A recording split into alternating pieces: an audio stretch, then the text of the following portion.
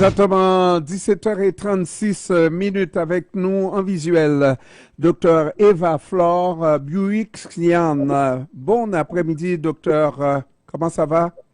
Bonsoir, très bien, merci beaucoup. Et vous? Oui, moi, ça va toujours bien, même quand ça va mal, docteur, hein?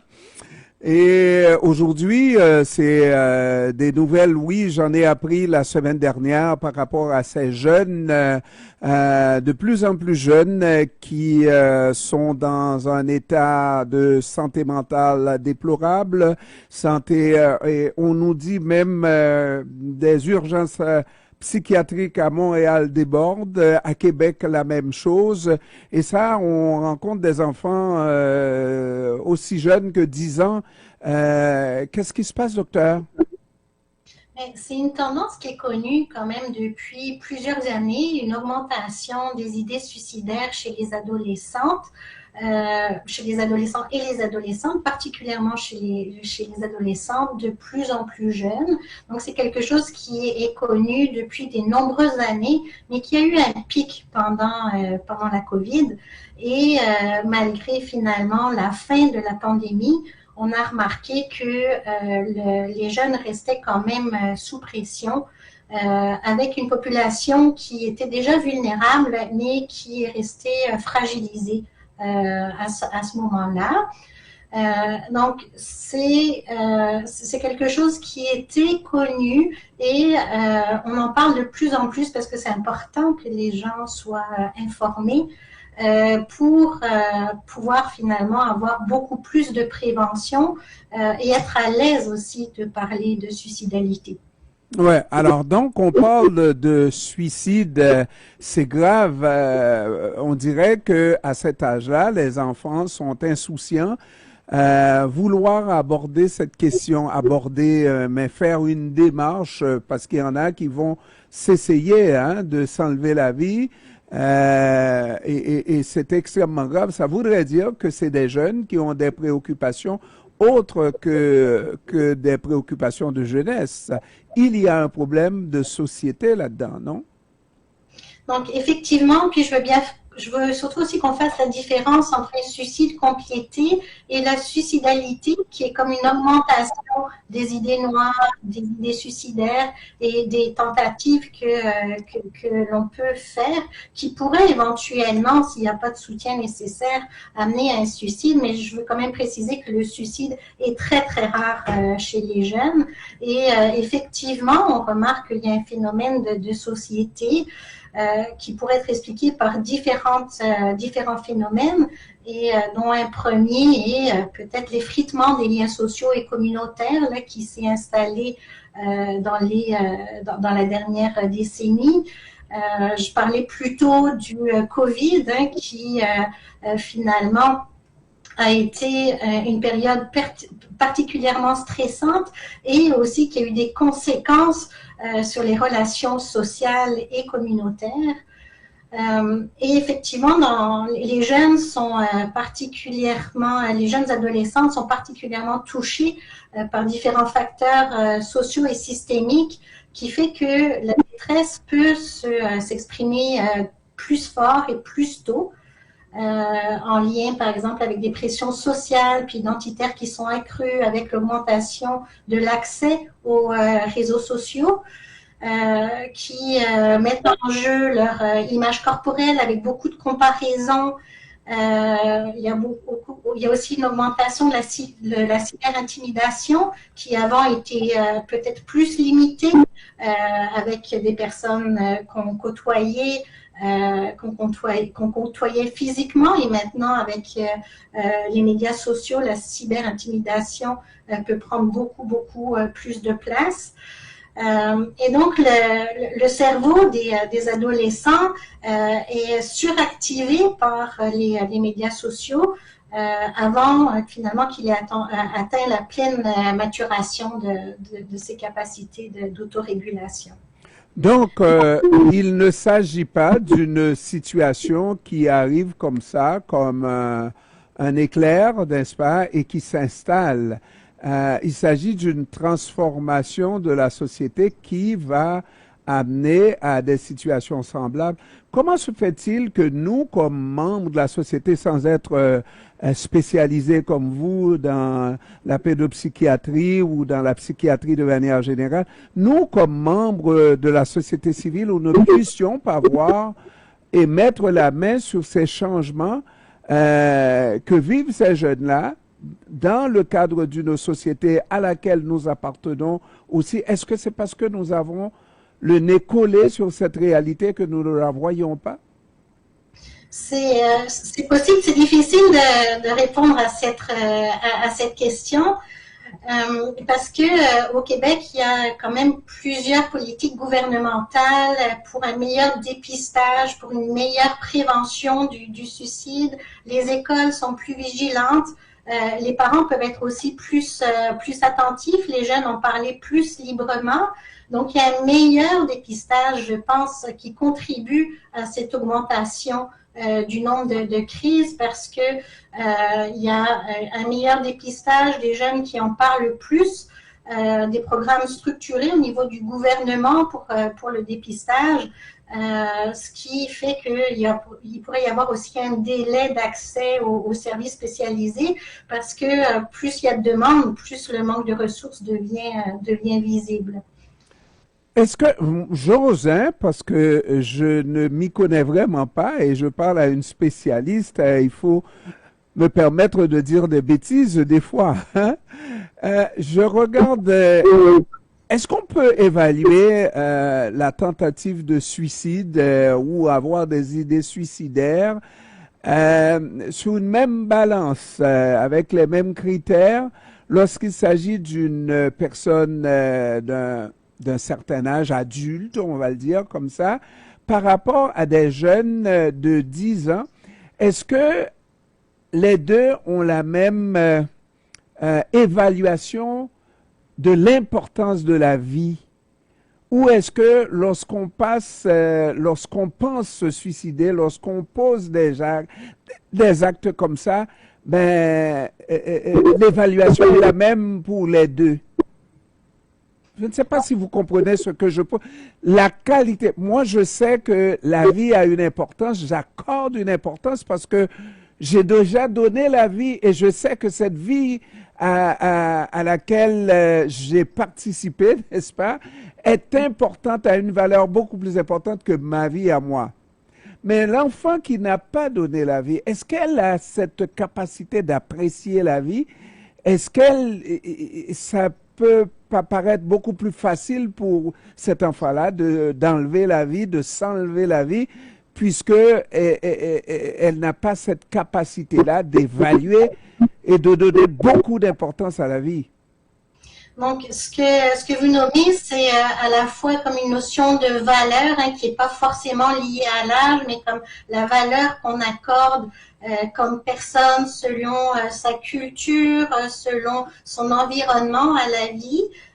Et donc, les valeurs peuvent varier finalement d'une famille à l'autre, d'une personne à l'autre, et aussi, comme vous pouvez le dire, d'une certaine tranche d'âge, hein, donc les jeunes qui peuvent partager des valeurs ensemble. Et l'autre aspect, c'est la maturation du cerveau, donc finalement avec moins de maturité, plus d'impulsivité, de vivre dans le moment présent et à ce moment-là, quand les émotions négatives sont très importantes, de moins être capable de d'avoir de l'espoir dans l'avenir que les choses puissent s'améliorer et que malgré la charge émotionnelle, finalement, avoir l'espoir que les choses s'arrangent et que une fois la tempête passée, ben, on pourrait finalement avoir un autre filtre, une autre vision de l'avenir et s'engager plus facilement dans un filet de sécurité. C'est ce qu'on travaille vraiment avec les jeunes, c'est de développer un filet de sécurité pour quand on voit noir, quand les choses vont mal, comment faire pour s'accrocher à la vie.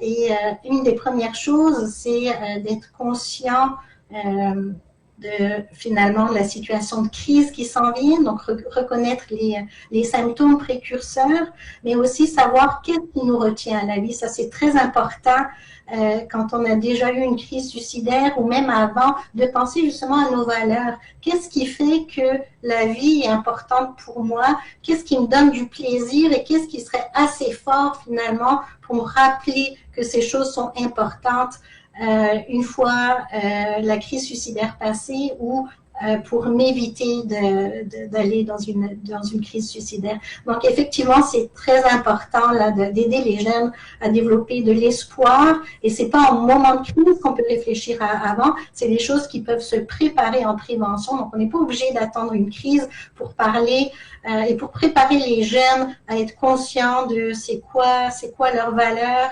et d'avoir une vision de l'avenir que certains adultes ont plus facilement, du fait de leur expérience et de leur environnement. Maintenant, j'imagine, et puis aucun parent ne souhaite ça pour le pire des ennemis, n'est-ce pas, d'avoir à perdre un enfant, qu'il soit un enfant majeur, qu'il soit un enfant mineur. Mais je pense que c'est beaucoup plus difficile de continuer la vie, à vivre sa vie lorsqu'on perd un enfant mineur, parce que l'enfant majeur, oui, c'est une grande perte, c'est beaucoup, beaucoup, beaucoup, mais il avait la capacité, lui, de déceler, et puis peut-être qu'il ne voulait pas vivre, qu'il ne vivrait pas. Mais l'enfant mineur, nous avons toujours l'impression que nous avons toute la responsabilité sur cet enfant, de veiller sur la vie de cet enfant-là. Et quand ça arrive, c'est un double choc pour le parent qui presque n'a pas la capacité de s'en sortir et de dire j'ai tout fait là.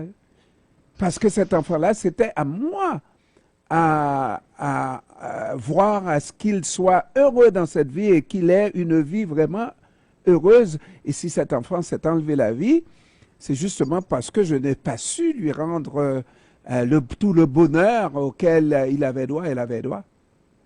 Alors, c'est sûr que ce que vous dites là, c'est le sentiment qu'on peut avoir, mais comme société, il faut vraiment prendre conscience qu'il faut déculpabiliser les proches, les parents, parce que les proches de personnes qui ont vécu un suicide peuvent finalement avoir ce sentiment de culpabilité qu'il est très très difficile de vivre avec, et même pour les amis, par exemple, quand il y a un adolescent qui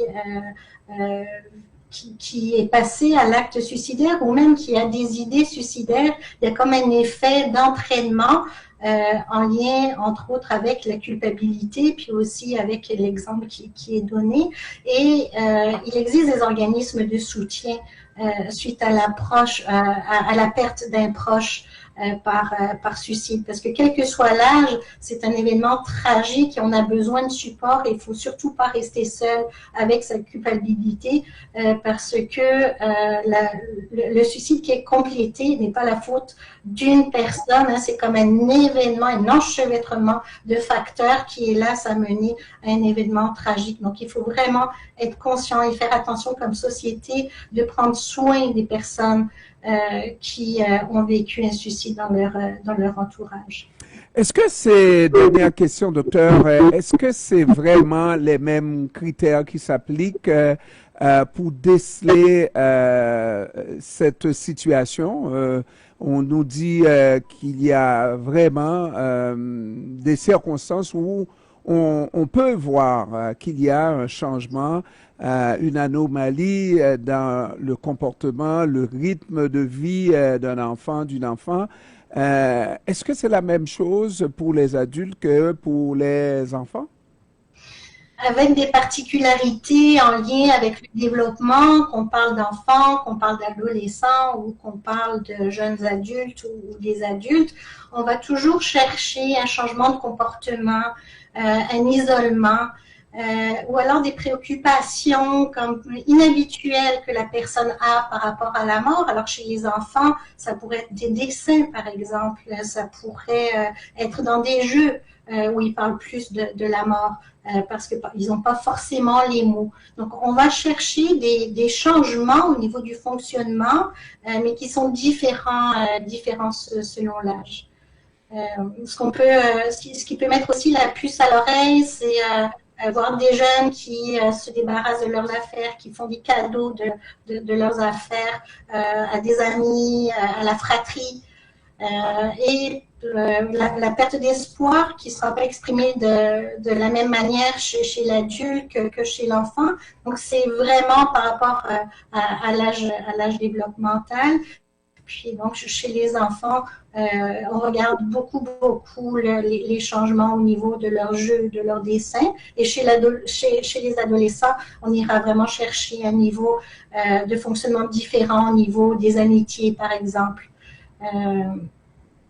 Docteur, dernière question. Je sais qu'en général, les pays de l'OCDE se comparent entre eux, les pays du G7 se comparent entre eux. Et puis, on a déjà vu le Québec monter en flèche dans les statistiques au niveau des suicides. Mais on commence à avoir un changement. Mais moi-même, je n'ai pas vu des comparaisons avec des pays plus pauvres où on observe moins de cas de suicide dans toute la population par rapport à des pays plus riches. Est-ce que vous avez déjà vu des études de comparaison comme ça entre les pays riches et les pays pauvres où on a moins de cas de suicide? Alors là, c'est là où il manque presque de tout. Mais il manque presque de tout, mais peut-être pas de cohésion sociale finalement. Chose que dans les pays plus industrialisés où il y a plus de pression et moins de cohésion sociale, où il peut y avoir un sentiment de solitude et une perte de repère. Donc c'est ce qui pourrait expliquer. J'ai pas les statistiques. Et j'ai pas lu les dernières études par rapport à la comparaison, mais souvent c'est vraiment en lien avec les facteurs sociaux et systémiques, qui est une augmentation du risque suicidaire. Docteur Eva Flore Buixian, j'espère que je prononce bien, n'est-ce pas? C'est parfait. Chef du département de psychiatrie à l'hôpital de Montréal pour enfants, je vous remercie d'avoir pris du temps de nous parler cet après-midi.